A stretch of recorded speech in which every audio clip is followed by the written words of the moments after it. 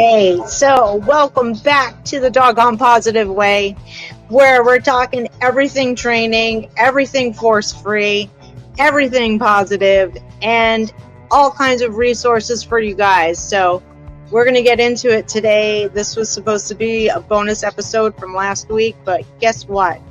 It's a huge story, so it might be in a couple parts, and I'm pretty sure it is.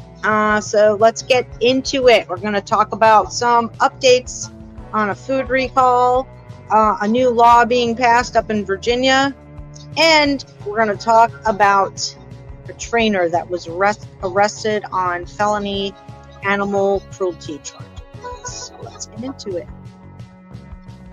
So first up on the news desk, we've had a recall on green tripe.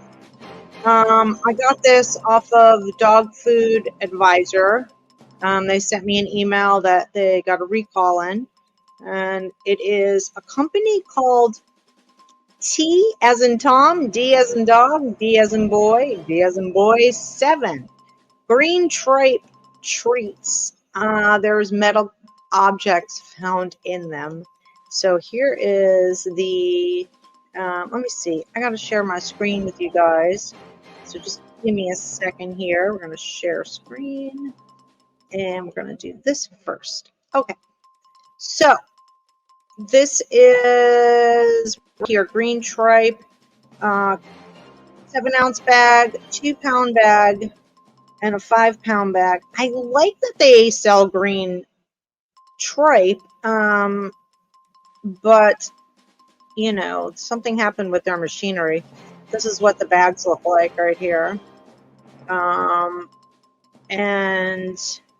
you can go back on the podcast on Apple or Spotify or wherever you get your podcast, and look at these pictures and look at the lot numbers.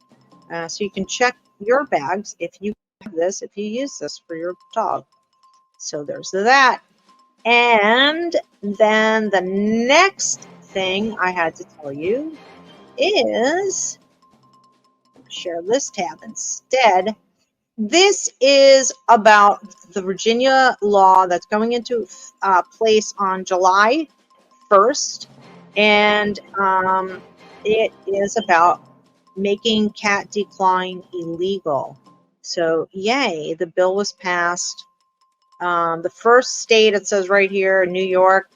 In 2019, New York was the first state. Then to follow was Maryland and Australia, England, France, Spain, and Sweden. They have outlawed this practice, thank God. It's inhumane.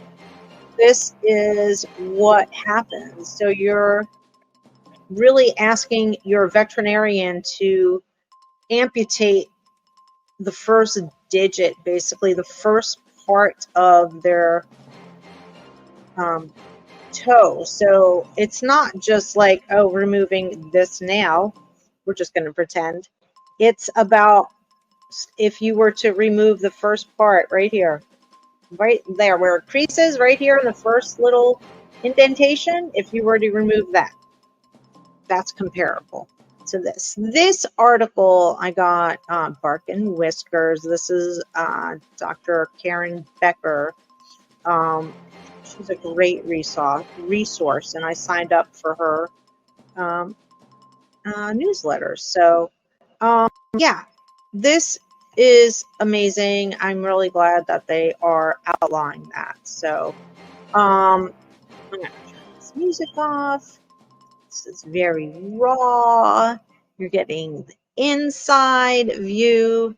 Let's see. Your browser has lost connection to your screen audio. Does this mean you're not hearing me? Is that what this means? All right, we're back. I don't know what that was about the audio notification I got. It was okay, so here we are again. So I was talking again about how Virginia is outlawing declawing of cats starting July 1st, and there's only a few states that are doing it. It is a literal amputation, and it's not necessary. to do that. And we'll talk about that. I just want to get the picture up here a little bit better for you guys, and it's called detail, and it's not harmless. It is painful, and I hate to admit this, but when I had to be like 16.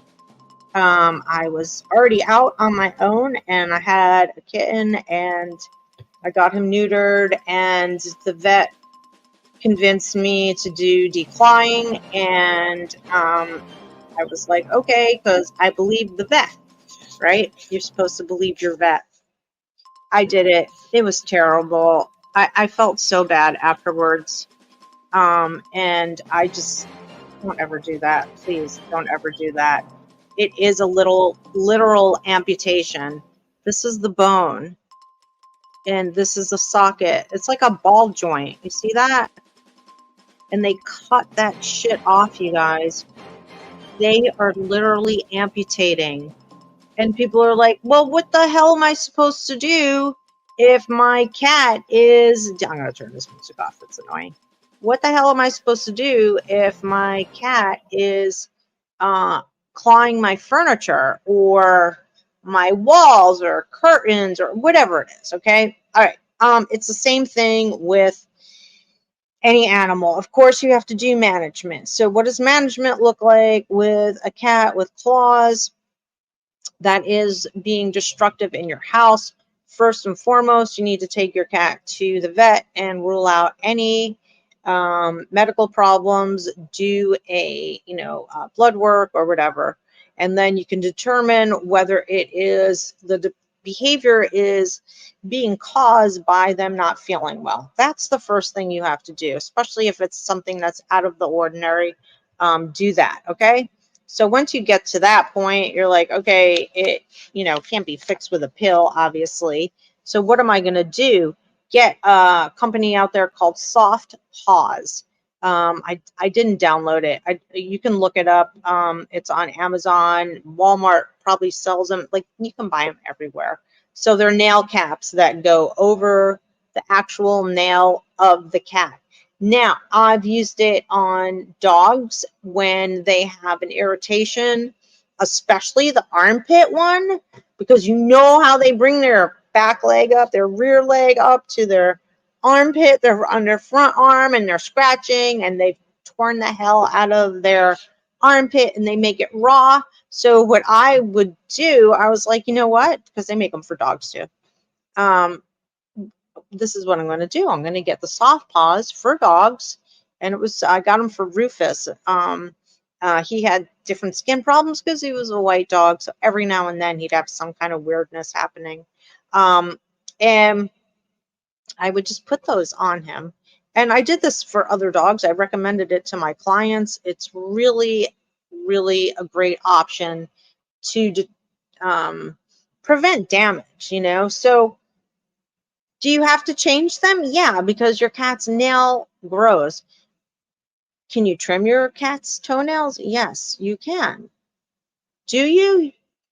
Maybe not. A lot of people don't think about it, but you definitely can. I did it when I had a cat. When I was older, I had another cat, and I trimmed her nails, and it was really easy to do. And I've also worked with a couple other cats and other clients who had cats, and taught them how to trim their cat's nails. So you have that as an alternative to decline getting the Soft Paws for their nail covers. You should clip their nails. You should do that anyway. And then what type of reinforcing, enrichment type toys do you have for them? Well, some people are like, well, I have a scratching post, but my cat doesn't use it. Well, probably because your cat does not like the surface, the substrate. Substrate needs surface. So they might not like, if it's just carpet, maybe they don't like that. So get them, and I recommend that you get all types of surfaces for your cats. Don't just try one here, one there. There's a fly here. I swear to God, I hate these flies. I might have gotten it, but I don't know.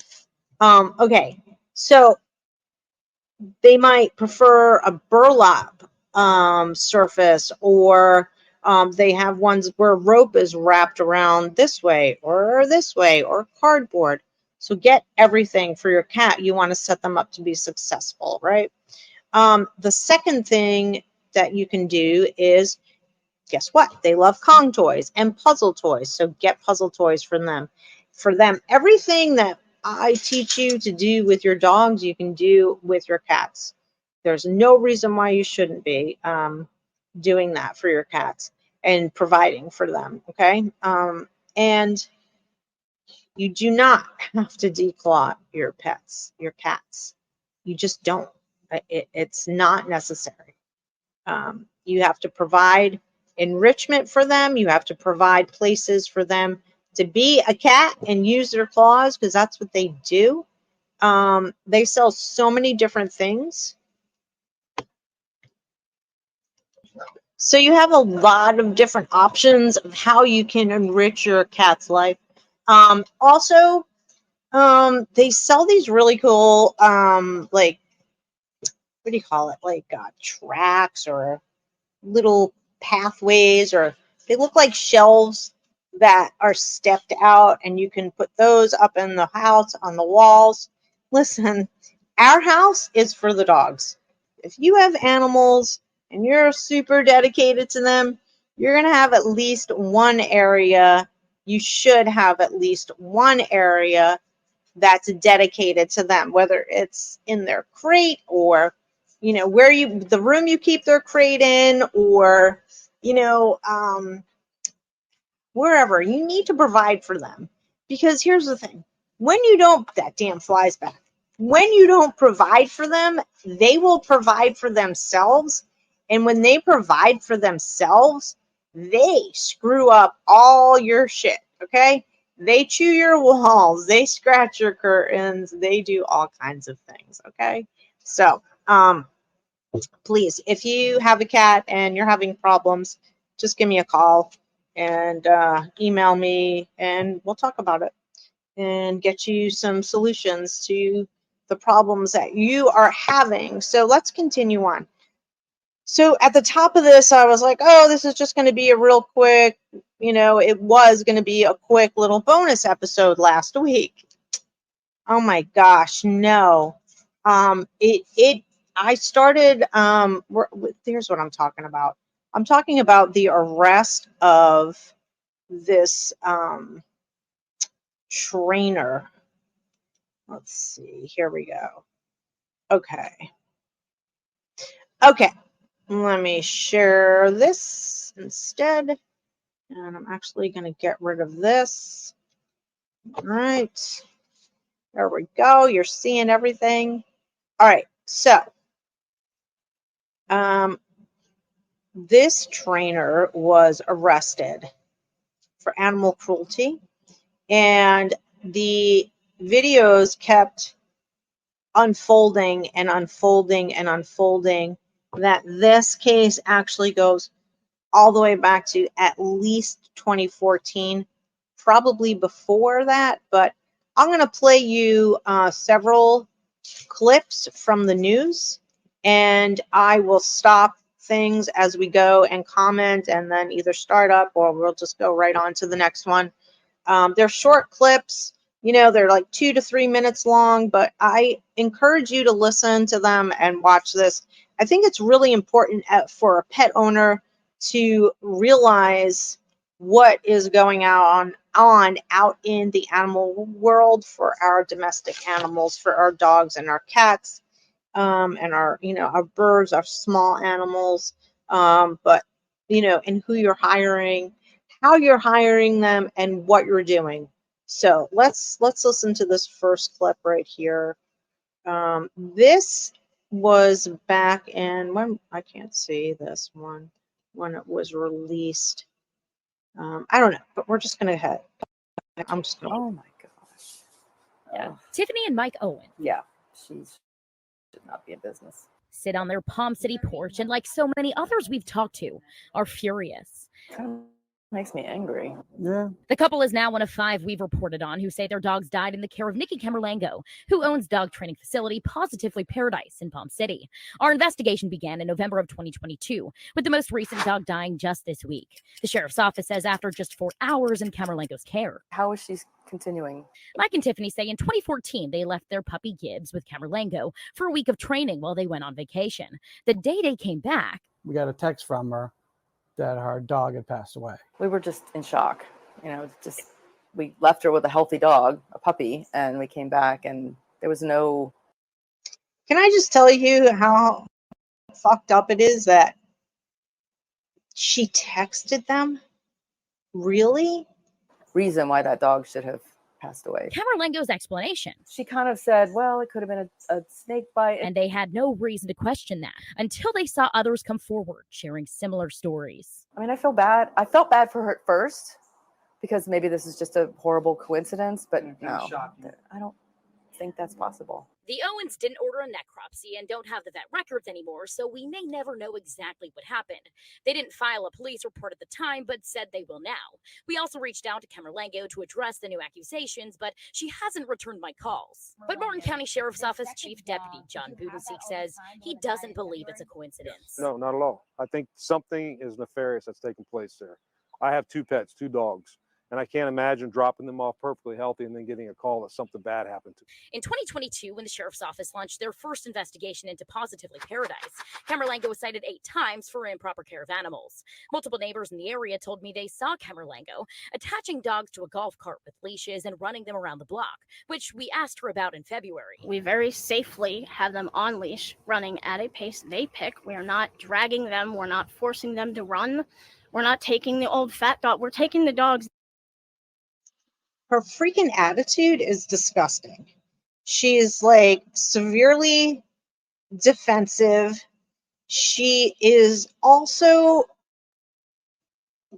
saying that the dog is setting the pace. How is the dog setting the pace when you're in control of the pace of the golf cart? And why are you doing that? We live in Florida, okay? And even if it's like December, January, whatever, it's freaking hot here. She's in Florida, okay? It's hot. She's inland. Her facility is inland. It's super hot inland, okay? You don't do that. And, she disgusts me. That need the extra energy out. The Sheriff's Office already sent off this last dog's body to the University of Florida for a necropsy and are planning to send the dog that died in February off too. That dog has been in the possession of a veterinarian's office down at Palm Beach. The ASPCA stepped in, they funded the necropsy. But what happens if those necropsies come back inconclusive? Last month, we found the county can pursue an injunction against Camerlango to prevent her from possessing animals. We're exploring. I wonder if this is like her boyfriend or whatever. The pictures of her facility, which you guys will see because I took a bunch of screenshots, is like a home. So I feel like she was doing this at her house. All options. The main option right now is education. We're telling the public there's an issue here. The Owens just hope those options make a difference. I hope she stops working with animals. I mean, I don't wish her, I don't know. I hope nobody takes their dog to her ever again. And No, nobody should. And I wish that nobody did. And here's the thing. If your pet dies while you're not there, even if it's at your vet's office and you feel like something nefarious was going on, you should get a necropsy. You should get a second opinion. A necropsy is an autopsy on animals. Okay, that's all it is. And it will get you the evidence that you need. And a while ago, there were not any animal cruelty laws on the books here where you would serve any time. So that's changed recently in the last years. I want to say, because I don't know if it's going to be on any of these other ones that I pulled up, but what I want to say about Mako is Mako and his brother went there. He's a black flat coat, and the brother went to the vet also because he was dehydrated. And all the reports that they showed in the first report, most of them were for lack of water. Okay. You live in Florida. Seriously? You're not going to make sure all the animals have water? Come on. She was freaking still training. And so it went back to 2014. But that's the earliest we know, but 10 years. She's been injuring animals for 10 years. All right, let me go back to this one. Trainer Nikki Camerlengo. This after a string of dogs died in her care. The owner of Positively Paradise was arrested yesterday, charged with felony animal cruelty. It is a case our Kate Hussey exposed a year and a half ago, uncovering numerous citations against this business. And just today, Kate is untangling a web of allegations against Camerlengo, who has remained defiant and determined in the face of this investigation. This is the only on WPTV. That's right. You'll remember we talked to 6 families who tell us they're victims. 5 of them say their dogs died in Nikki Camerlengo's care. And despite that, she kept operating her business, moving it here to St. Lucie County. Remember, Camerlengo has only been charged in connection with one of the dog's deaths. I spoke exclusively with the lead detective on this case, who told me even just yesterday, right before her arrest, Nikki Camerlengo was still setting up dog training sessions. Nikki, blunt force trauma was found in 2 dogs. How do you explain that? Here's the exclusive look at Camerlengo bonding out last night. I asked her how the dogs that died received the blunt force trauma injuries that are revealed on their necropsies. She didn't respond. The lead detective, Christine Polisi, says she's been on this case since 2022. She says the dogs suffered long and painful deaths, and that she has the evidence that proves Camerlengo had no intention of shutting her business down. How do you go out there and say, I mean, her own voicemail says she loves animals. Love your animals. How do you sit there and preach love your animals when you obviously don't? Nikki Camerlengo shouldn't be training or doing anything with animals. That's what that tells me. I also spoke on the phone for the first time with Bo's mom. The owner of the latest dog necropsy show died of blunt force trauma in Nikki Camerlengo's care. She told me part of the reason she trusted Camerlengo was the 3 nationally accredited certifications listed on her website. We're going to go right to this as soon as we're done. This is important for you guys to know, okay? Website. I reached out to all 3 companies. The International Association of Canine Professionals tells me she was never actually trained there. The National Canine Association of Dog Trainers says they did train her in 2015, but revoked her membership after seeing allegations emerge back in March and told her to take the certifications down. The American Kennel Club says she's not in their database. I asked Camerlengo about those certifications when she bonded out last night. She refused to answer my questions. She has since made that website password protected. After months of investigating the suspicious deaths of at least 3 dogs left in the care of Nikki Camerlengo, the owner of Positively Paradise in Palm City was cuffed and taken into custody. She now faces a single count of animal cruelty after necropsy results determined the pets were killed by blunt force trauma. Tonight, we are learning more charges could be coming. A sense of closure for the Benoit family now that the owner of Positively Paradise in Palm City, Nikki Camerlengo, has been arrested for animal abuse. For someone to do that, they have to be pretty sick. We are in the golf cart. Back in March, Turner Benoit paid $1,500 for Camerlengo to train his mother's dog Flurry for a week while his mom was recovering from knee surgery. The Golden Don't do boarding trains. We'll talk about that too. Doodle had no prior health issues, just a little hyperactive. Then 2 days later, Benoit gets a phone call. Oh, something horrible's happened to Flurry. She's not breathing. And I took her to a vet, but they wouldn't see her. And I was like, well, the dog's not breathing? How long has that been going on? She's like, well, a little while. I was like, so the dog's dead? And she goes, I think so. we thought it was like natural. We didn't think like. How is it that the vet wouldn't see them? That is very suspect to me. Anything nefarious happened. He wasn't alone. Other dogs in her care at different times for either training, boarding, or grooming all suddenly died without explanation, including Mako, a 2-year-old flat coat retriever. Its owners told CBS 12 News about Mako's death during the 2022 Thanksgiving holiday.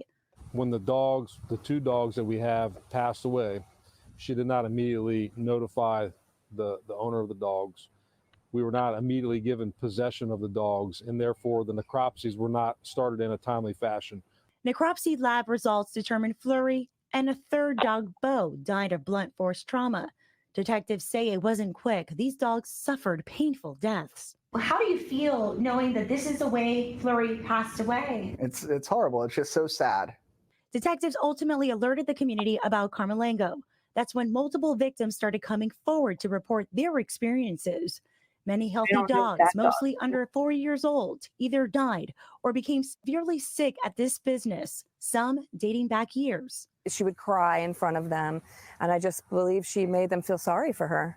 The sheriff's office could not include them in its criminal investigation due to lack of medical records or the deaths went unreported. You need to go to the facility. You need to check it out. You need to see how that person treats your animal. These people trusted her. Most of these people never went to her facility. Investigators believe she was still running her business before being taken into custody. And since she was arrested in Fort Pierce earlier today, she remains in the St. Lucie County jail. All right. So that one was a little out of order because the one before was she already got bailed out. But you guys get where I'm coming from. So I just want to talk about real quick the statutes. What's this one? Is this one? No, this is one of the places. Okay, so let's talk about the statutes for being charged with animal cruelty. I looked through all of this. You can find this on the Florida's state website. And I think she's between, because these are just single, this is a single dog incident, single animal incident. But then it goes into a person that commits any act to an animal, intentionally commits any act to an animal or a person who owns or has custody or control of the animal. So it's like anybody on the street, if it was the owner of the dog or if it was with a dog trainer, vet, groomer, etc. Of the animal and fails to act, which results in cruel death or excessive or repeated infliction of unnecessary pain and suffering. That's a $10,000 fine. And I looked this up, but this statute, but it kind of went into like the death penalty.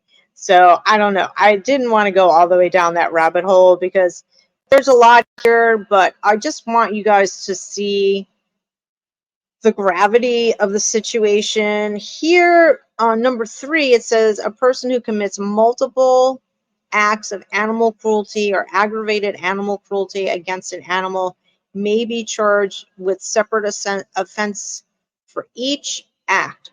I hope she does, because right now they only have one act of cruelty for one dog. Okay, a person who commits animal cruelty or aggravated animal cruelty against more than one animal may be charged with a separate offense for each animal such cruelty was committed upon. All right, you guys can go look this up. This is the animal cruelty is Florida statute 828.12. And you can have a good read on that one. Now, let's go back here. I want to show you guys her site. This is her site. It's not up anymore. I am so glad I took these screenshots last week. I was like, oh, I better take screenshots because they may take it down. It took them a couple days, and I was like, it's still up. And then I don't know if it was a couple days. No, it was a couple hours. It was that same day. Later on, I had looked, and I was recording and stuff, and I was like, oh my God, it's gone. So anyway, so it's like, yeah, okay, we offer training for service assistance, hourly or residency training programs. Maybe that's the board and train. We also use a variety of specialized training styles and types. When you see this statement right here is very suspect to me. And you're like, oh, you're just paranoid, Maria. No. What is a variety of specialized training styles and types? I can tell you when you ask me, what type of training do you do? And I will tell you it is force-free and evidence-based training in science. I could also say positive reinforcement, but I'm not, because positive reinforcement is like a buzzword. And it's been that way for years. And as I'm relaunching everything, I'm seeing that it's actually getting freaking worse and worse. Okay, so that's the first slide. Then there's this, and I left these in here because I wanted you guys to see. We understand that every dog is unique, and we adapt each program to meet that dog's needs. Your methodology stays the same. Just saying. Okay. Whether it's your pet who just needs some manners or polished ones who want to learn a new skill, we do it all. And right here, I got to make this bigger so I can actually see it. Okay. This bothered me so much. This whole paragraph. Not that everything is perfect. Dogs are quite similar to children. I hope she doesn't have freaking children. And there is a correction system in place. If one were, let's see, where am I? If one were to get too rough or rambunctious, they would be corrected first verbally, then followed by a brief timeout alone until they settle down. If they don't listen to other corrections, yes, they can get timeouts, just like children. Fortunately, due to the diligence of our supervision and the well-balanced pack in place, timeouts are rare occurrences. Yeah, because you've just, you beat them and you cause them to die because you hit them in the head. These babies, this little dude's got a shock collar on. It's hard to see in this one, but I'm going to show you another one. Pretty much all the dogs in the pictures on her site have choke collars or pinch collars on, or electronics. There. It's almost as big as his head. There it is. Why? Oh, he barks? Duh, he's a terrier. And here, this is the membership stuff. Nikki is a member of IACP, which she wasn't. She lied about that. And is a nationally certified dog trainer. That means nothing. She is also a certified CGC evaluator. That's through the AKC. It is the Canine Good Citizen training test, and you evaluate dogs, and it's a 10-part test. She's not an evaluator. She spent over 15 years extensively working with the animals in the field, in animals she loves in all fields. So she supposedly, she did. She worked at a vet's place for a little bit. They fired her. They don't know why. They didn't find out on the news. And here it is, permanently closed. Yeah, bitches. Yay. And there it is. I went to go there and this is what came up. So it's totally down. There aren't any regulations for dog trainers. So anybody can be a dog trainer. You can just say, hey, I'm a dog trainer. I can train your dog. And people will hire you because they don't know any better. They're like, oh, you're a professional. And you'll be like, I love dogs. I've trained them. I mean, I've had dogs my whole life. I can train your dog. Okay. Prong collar assessment, and they want to charge you $159 so that you can learn how to use a prong collar and assess. I'm assuming the assessment is whether a dog needs it, how to assess for that, and how to fit it, hopefully, properly. So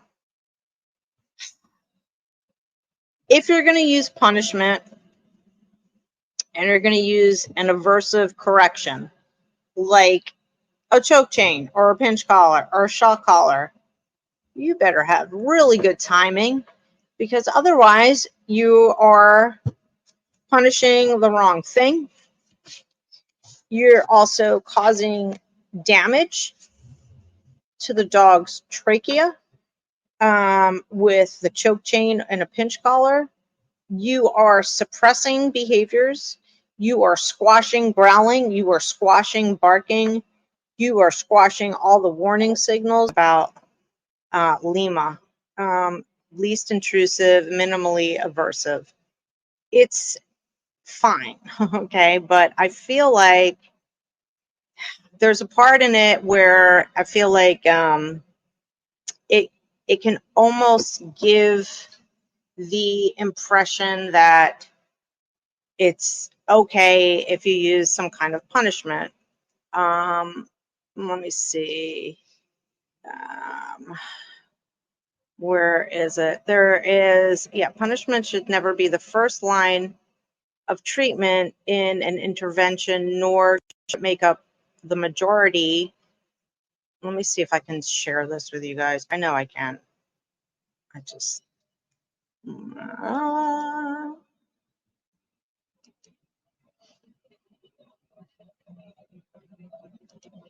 Okay.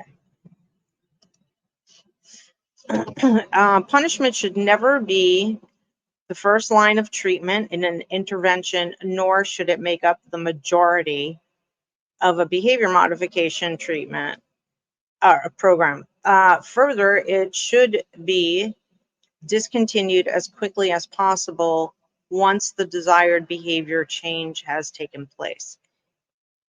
In cases where the application of punishment is considered, best practices of application and next steps can best be determined by understanding the following: the humane hierarchy of behavior change, procedures for humane and effective practices, outlined in the diagram attached. Let me see, I think I have it. Yeah. So here's the diagram. So at the very bottom, it's like, I mean, if you need to be, maybe use a little punishment. Let me see if I can make this bigger. I need it bigger. I don't know about you guys. This is Bramble's 5 freedoms used in animal and humane welfare guidelines. So let's go over that again. Bramble's 5 freedoms used as animal and human welfare guidelines: freedom from hunger or thirst by ready access to fresh water and a diet to maintain full health and vigor. Those dogs did not get that, especially the one dog, Mako's brother, the flat coat retrievers. He lived, but he went to the vet and was dehydrated. Freedom from discomfort by providing an appropriate environment, including shelter and a comfortable resting area. Freedom from pain or injury or disease by preventing or rapid diagnosis and treatment. That wasn't done at all. Freedom to express normal behavior by providing sufficient space. proper facilities, and company of animals' own kind. That obviously didn't happen. And freedom from fear and distress by ensuring conditions and treatment that avoid mental suffering. So I'm just this isn't something that if somebody is advertising this, if a dog trainer is advertising this, okay, it's better than nothing. But also we've got, let's see, this organization that has the prong collar knowledge assessment course for $159. They're all about Lima. So I'm sorry, I'm not 100% sold on that. Here it is. And literally, while doing the prep for this show, I found this. And I am like, why? Why are we doing this? Is it to try and get people over from using, people who are using all aversive training techniques to, come over to our side of positive, evidence-based education? I mean, I love IABC because they provide certifications, courses, behavior courses. There is definitely a whole network system where, we can communicate and, go over different, issues that maybe we're having with a training client, what to do, what's advised. I've actually have never seen anybody advise any kind of punishment. But I mean, I'm not crazy about that. Okay. I'm just saying that's just me. Maybe I'm wrong. I don't know. I don't like it. This is what I like. These guys, fear-free. Okay. So fear-free or force-free. Fear-free is this certification that I think is a great resource for pet professionals, veterinarians, trainers, groomers, daycares, what else? Pet sitters. I think I already said that. They have certifications for each job like that. They really are very pro education. You need to keep your certifications up.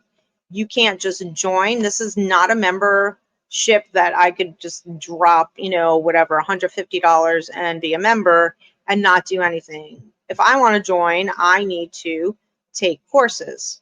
And that's totally fine. I'm going to join.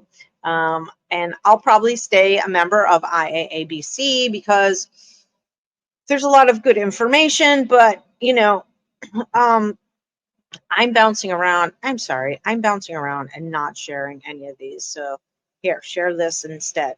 This is the organization that I was talking about that was listed on her website. Prong collar knowledge assessment course. They're Lima. Okay. What's this one? This is, let me share this one. This is APDT. Okay.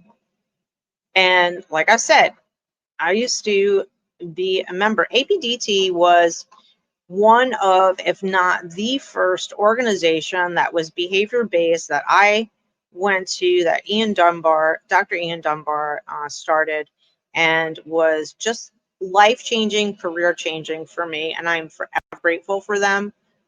Don't think that they're a bad organization at all. I'm not saying that. The certification was CCPD, and Certification Council for Professional Dog Trainers. That's right here. Let me share that screen with you. When APDT first was around, after a while, a lot of us trainers were like, hey, we want more. We want to be certified. We would really like to, let's see, I'm sharing. Okay. We want to be certified. There should be testing.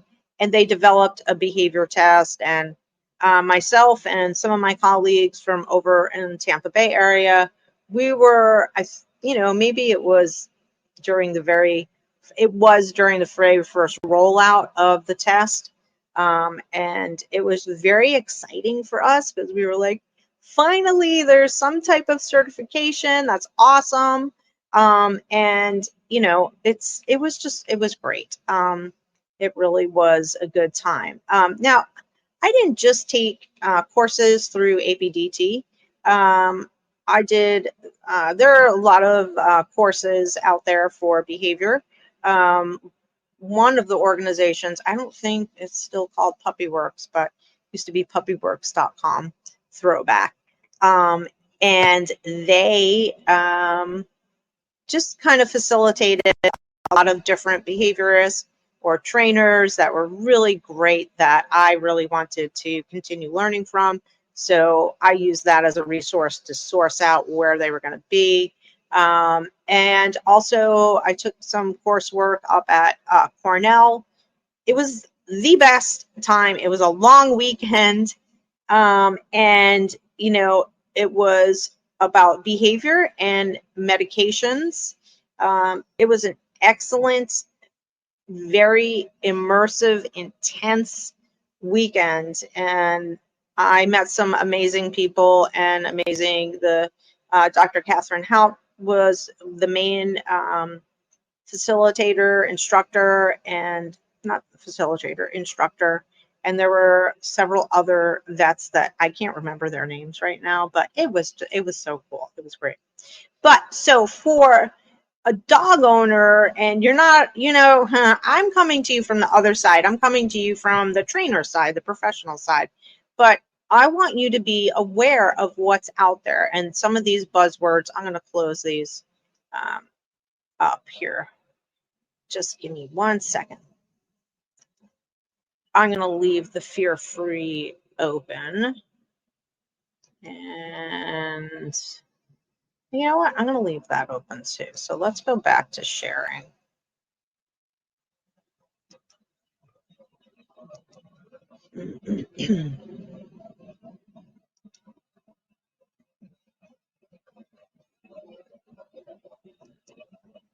So APDT, CPDT, IAABC, I think most all fear-free, most all of these sites have an area for pet owners. I'm going to go to the fear-free.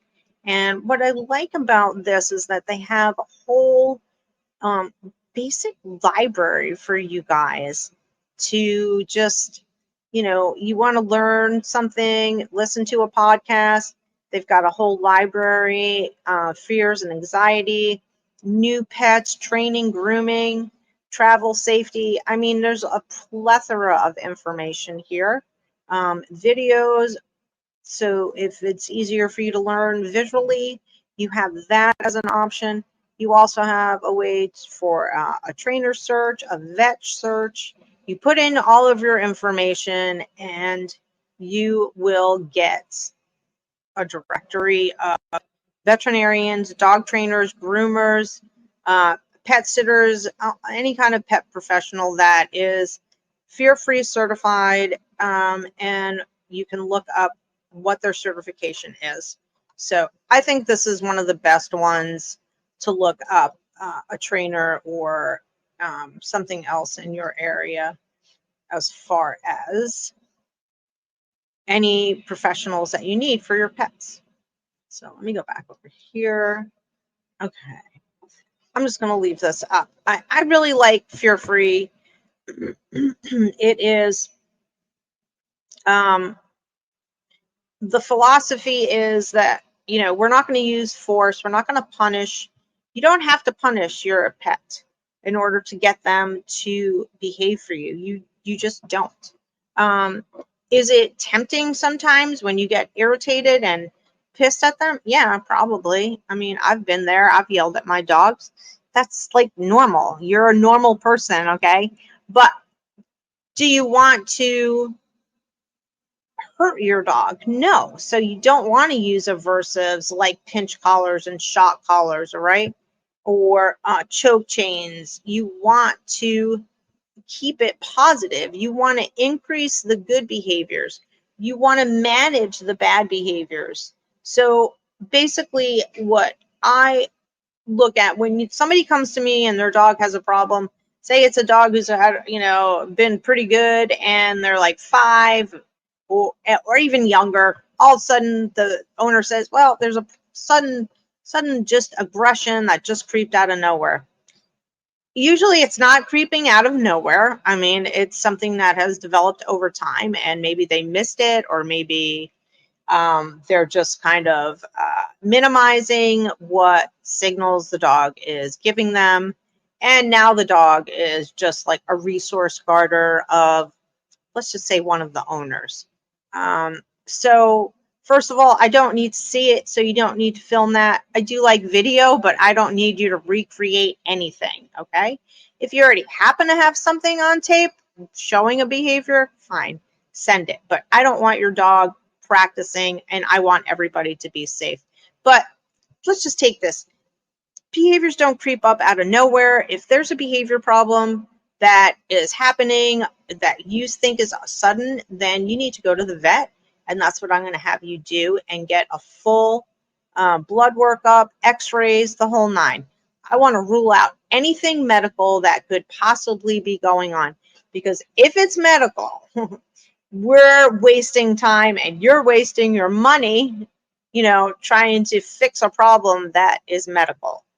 Okay, it could be an infection, something could be pulled, it can be a variety of things.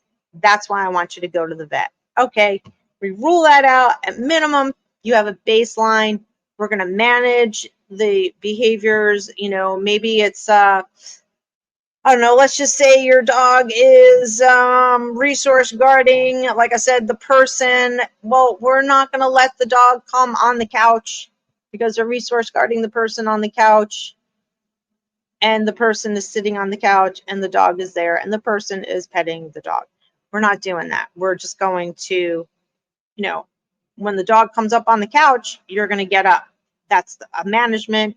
But ultimately, what I want you to do is teach your dog to go lay on its bed, a little place, a mat, a dog bed, a crate, whatever. So we're teaching them an alternate behavior to a behavior that is, a problem, aggression, resource guarding. Same thing, like even simpler than that is jumping on guests when they come in the house. Instead of having the dog at the door when the guest is coming in, you might manage it with having a leash and a gentle leader on. That's what I do with Troy, and treats. And then he's like, yay, this person's coming over and he can't pull me, can't do anything to me or to the person as far as jumping on them or anything like that. And I don't want to have to punish. Now, punishment. I mean, we can talk about punishment, but I don't really feel like it is punishment. It's probably the lowest level of punishment. All right. So we're taking, your dog, ask them to sit. They sit, you give them a treat. It's positive reinforcement. You ask them to sit, they don't sit, they don't get a treat. That is negative punishment. Okay, we're taking something away. I don't need to punish them with a leash correction to get them to sit. I don't need to make them sit by pushing down on their butt, because at that point your dog is not learning. That's the biggest thing also about punishment. Whether it's, a leash correction, a shock collar, any kind of hitting, whatever, pushing down on butts, or my favorite is having your dog lay down and people pull their front legs out in front of their dog, and it's like usually doesn't work. So my point is that your dog's not learning a damn thing. Okay, that is what my point is. Your dog is not learning, and we want your dog to learn. That's why I use clicker training. And we are teaching the dog how to problem solve, how to come back into your world, how to focus. And I'm using a clicker or a verbal marker as just that marker is like, yay, you did it, good job. And it keeps my mouth shut because I just blah, blah, blah, blah, blah, talk. But if you're not comfortable with a clicker, whatever, just use a verbal marker like yes or good, whatever you can do. I like yes because we're always telling our dogs good dog, good boy. I do it all the time. I do it even when I'm training on my videos. You've seen it. I'm human. Okay. So bottom line is when you're looking for a trainer, one, I don't recommend board and trains unless it is a specific situation where you know this person inside and out. Maybe they're already a provider for you. For example, I have pet sit for some of my clients in the past. They were already training clients, or maybe we were in the middle of training and they had to go out of town. I watched their dog. I will work on what we were already working on. Okay. If you're going to do a board and train with somebody who is using evidence-based training, clicker training, make sure that you are signed up for training with them. Board and trains don't work for a variety of reasons, but most importantly, they don't work because they're not that committed. They're like, oh, you train my dog and he'll listen to me magically, but you have to be a part of the training. So I don't like board and trains for myself because I know your dog is going to listen to me. I'm a dog trainer. You're not. I don't live with you. Your dog lives with you. Your dog doesn't live with me. I want you to train your dog. So when we work together, I'm going to model for you or tell you what to do or show you, give you a picture, whatever you need, however you learn. I'm just going to model it for you with my dog or your dog. And then I'm going to say, here's the clicker. Here's the treat pouch. Go ahead. And I will critique you, not your dog, because your dog isn't the problem. We are the problem, okay? We're the problem because we are reinforcing behaviors that we don't even know we're reinforcing half the time. And I'm saying we because I'm human. It happens. Everybody does it. But this was a tragedy that happened with these dogs. There's more than just these 5 dogs. It goes back, I'm sure, way before 2014. I'm going to keep you updated. This was a very long show. It's probably one of the longest shows I've ever done, but this is very important. I know I bounced around. There's so much more I want to tell you. When this story first came out, like I said before, I was like, I'm just going to be just short little. And no, it wasn't. I wound up doing much more research because I found out much more about this person. I hope she's criminally charged, not only having to pay a fine. I think they should definitely, as long as she's at least in the state of Florida, be able to keep track of her, and it's like some kind of probation. She should not be able to open shop somewhere else, anywhere. And I think she should spend some time in jail for sure. For sure. Oh, there's my timer. Hey, Google, stop. I definitely think that some jail time is well deserved. And because I believe in a positive training, and because I believe in that people can change if they choose to change, if they want to change. And she has the ability to learn a different way of training, much like I did when I first started training professionally, and much like a lot of other people. I did not start out, like I've said many times before, as a positive trainer, evidence-based trainer. I just was like using the old-fashioned methods. So for the younger generation out there, please do your homework, and learn the better way of training. Learn evidence-based training. We know it works. We know we don't have to punish. We know we don't have to hurt animals to make them do things or force them to do things. How's about we work in a cooperative way, teach them how to learn, bring them back into our world. It brings our stress down. Life is so much easier. I mean, I can't tell you enough how much training, using science, using evidence-based methods, peer-reviewed methods work. I could just have stayed exactly where I was with my training and say, yeah, I don't want to learn anymore. I'm good. Jerk pop correction and penny cans and air horns and alpha rolls and all that shit.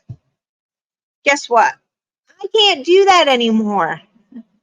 So even for that, I am forever grateful that I learned how to use evidence-based methods to train not only my dogs, but everybody else's dogs, all of my clients' dogs, the thousands of dogs I've trained over the years, that I didn't have to hurt anybody anymore. And that I was able to accommodate people who, when I had my shop, that they were wheelchair users, or they were legally blind, or they were deaf, or they were totally blind. It didn't matter to me, because I knew that my type, or they were a child, I knew that my type of, my philosophy and training and my education was going to work for them, because they didn't need to hurt anybody or anything or themselves or get stressed. That wasn't even part of the behavior plan. Okay, so make sure you do your homework. If somebody is advertising that they belong to this organization or that organization, go check it out. Go check out the organization and see if that person indeed is in the membership registry. You should be able to find that person in the registry. And do your homework. Do your homework. Do your homework. Stay away from the buzzwords. Stay away from balance. Stay away from just all this other BS that's out there. It's marketing. Marketing, marketing, marketing. Remember, it's all about the almighty dollar. Okay? Again, thanks so much for listening. I don't know if you've listened all the way. I could just be talking to myself, but it's all right. Someday, some dog owner is going to find this video and be like, oh my God, I'm so glad I did this. I found this. I listened, because this is important information. I'm here for you, but more importantly, I'm an advocate for your dog. Let's get this info out to everybody and everywhere. And have a doggone positive day. And please like, share, and subscribe. I really appreciate it. Please help me grow my channel. Please support me. I really, really, really appreciate it. And so do all the dogs out there. So let's go get it done. Do your homework, protect your animals, be their advocate, because we're all they have. We're all they have. Bye.